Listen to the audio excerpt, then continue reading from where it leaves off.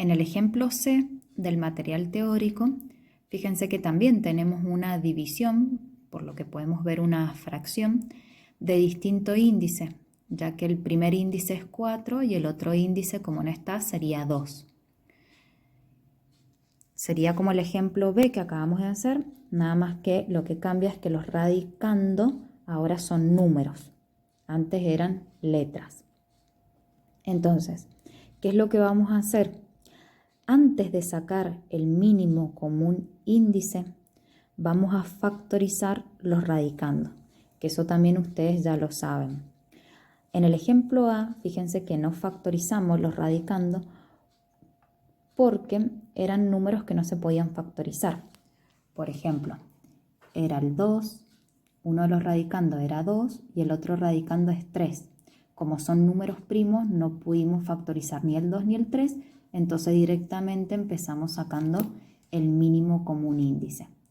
En el ejemplo B, tampoco habíamos factorizado porque los radicandos eran letras. Y cuando son letras no se pueden factorizar. Por eso es que ahora en el ejemplo C nos encontramos que cuando los radicandos se pueden factorizar, es lo primero que tenemos que hacer. Como en este caso el 18 y el 15 sí se pueden factorizar, entonces vamos a hacerlo como primer paso.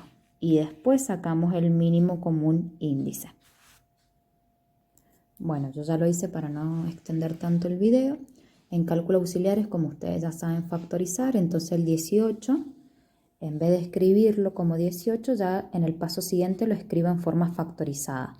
Quedó 2 por 3 al cuadrado. Y el 15 quedó 3 por 5. Vieron que nosotros habíamos visto que algunos numeritos, cuando no tenían exponente, no conviene factorizarlo. Bueno, en este caso, cuando tengamos una multiplicación o una división de distinto índice, sí me conviene ponerlo en forma factorizada, por más que no me hayan quedado exponentes. Ya vamos a ver por qué. Una vez que factorizamos los radicandos que sí se podían, vamos a sacar ahora el mínimo común múltiplo o el mínimo común índice. Miramos, uno es 4 y otro es 2. Entonces el mínimo común múltiplo entre 4 y 2 sería 4. También podría haber sido 8, pero bueno, es lo que les decía anteriormente. Me fijo, este índice ya es 4. Como el mínimo común múltiplo me dio 4, o sea que tengo que llegar a 4. Bueno, me pregunto, ¿al 4 por cuánto lo tengo que multiplicar para que sea 4? Y por 1. Entonces todos los exponentes del radicando también los multiplico por 1. El 2 ya tendría exponente 1, lo multiplico por 1. Y el 3, que tiene exponente 2, lo multiplico por 1.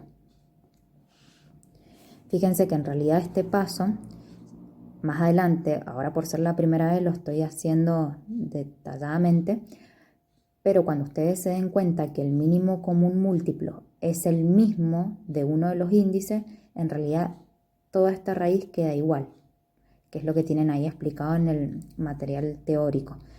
Pero para que ustedes entiendan por qué quedaría igual, yo se lo escribí acá. Queda igual porque en realidad es multiplicar todo por 1. Y cuando multiplicamos por 1 siempre da el mismo resultado. Pero si ustedes creen necesario, hacen todo el procedimiento, no va a estar mal. Vamos con el denominador. Este índice es 2, pero nosotros sabemos que ahora el nuevo índice tiene que ser 4. Entonces me pregunto, ¿al 2 por cuánto lo tengo que multiplicar para llegar a 4? Y por 2. Entonces los exponentes del radicando, que el 3 tendría exponente 1, lo multiplico por 2. Y el 5 también tendría exponente 1, lo multiplico por 2. Entonces acá se pueden dar cuenta por qué era importante escribir al 5 en forma factorizada. Por más que no me quedaron exponentes, a mí me sirve tener el 3 y tener el 5 porque después cada uno de los radicando lo tuve que multiplicar al exponente por 2. Entonces por eso acá sí me sirve escribirlo en forma factorizada por más que no tenga exponente. El siguiente paso es resolver estas multiplicaciones, como ya veníamos haciendo. El índice 4 por 1 queda 4. 1 por 1 queda 1, no hace falta escribirlo. 2 por 1 queda 2, entonces quedó 3 al cuadrado. Y en el denominador resuelvo esta multiplicación de los índices, queda 4. El 3 queda elevado al cuadrado y el 5 también queda elevado al cuadrado. Una vez que ya terminé de aplicar lo del mínimo común índice, ahora justamente resuelvo la división que quedó de igual índice. ¿Cómo resolvíamos la división de igual índice? Juntábamos todo en una misma raíz, pero respetando la división.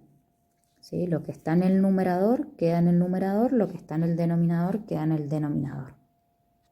Bueno, ahí lo terminé de escribir para que no se haga tan largo. Y lo último que tendríamos que hacer para llegar ya a la mínima expresión es fijarnos si podemos aplicar propiedades de potenciación. Para eso tienen que haber iguales bases. Por ejemplo, este 2 no hay ningún otro que sea también base 2. Lo mismo con este 5. Pero los 3 acá sí tienen igual base. Y como este exponente es 2 y este exponente también es 2, si yo los resto por estar dividiendo, este 3 está dividiendo con este 3, entonces tendríamos que aplicar cociente igual base, los exponentes se restan. 2 menos 2 quedaría 0, o sea que me quedaría 3 elevado a la 0, que eso sería 1. Lo puedo pensar de esa manera o directamente hacerlo como nosotros ya hemos visto, que es simplificar directamente los tachos. ¿Por qué? Porque son exactamente lo mismo, 3 al cuadrado y 3 al cuadrado. En el caso anterior de las m, no pudimos tachar porque tenían igual base, pero no tenían el mismo exponente. Uno era 15 y el otro era 8, entonces tuvimos que restar 15 menos 8. Pero cuando sean exactamente iguales, directamente los puedo tachar. Pasando en limpio, ¿qué nos quedó? Y en el numerador nos quedó el 2. Y en el denominador nos quedó 5 al cuadrado. Que como dijimos anteriormente, no hace falta que estén resolviendo el 5 al cuadrado, lo dejamos ahí. Ese sería nuestro resultado final, por lo tanto lo recuadramos. Entonces con la explicación de estos 3 ejemplos A, B, C, ustedes ya pueden realizar la actividad número 2, donde tienen todas multiplicaciones y divisiones de distinto índice. Entonces recordemos los pasos general que hemos estado viendo para multiplicar y dividir radicales de distinto índice. Primero me fijo los radicando. Si se pueden factorizar porque no son números primos, es lo primero que tenemos que hacer. Después miramos cómo son los índices. Si son distintos, que obviamente en esta tarea todos van a ser distintos índices, tenemos que sacar el mínimo común índice. Después tenemos que escribir al índice anterior multiplicado por algún número que me dé por resultado ese índice común. Y a ese número que multiplicamos tiene que ser al que multiplica el exponente del radicando. Y así hago con la otra raíz. Una vez que me quedaron una multiplicación o una división de índices iguales, los puedo juntar en una misma raíz. Cuando me queden juntos en una misma raíz, me fijo qué propiedades puedo aplicar. Puede ser que tenga para aplicar un producto igual base, entonces los exponentes se van a sumar. Puede ser que tenga para aplicar el cociente igual base, entonces los exponentes se van a restar, como pasó en el ejemplo B. Puede pasar que directamente tengan el numerador y en el denominador números iguales, entonces directamente podemos simplificar, como pasó en el ejemplo C.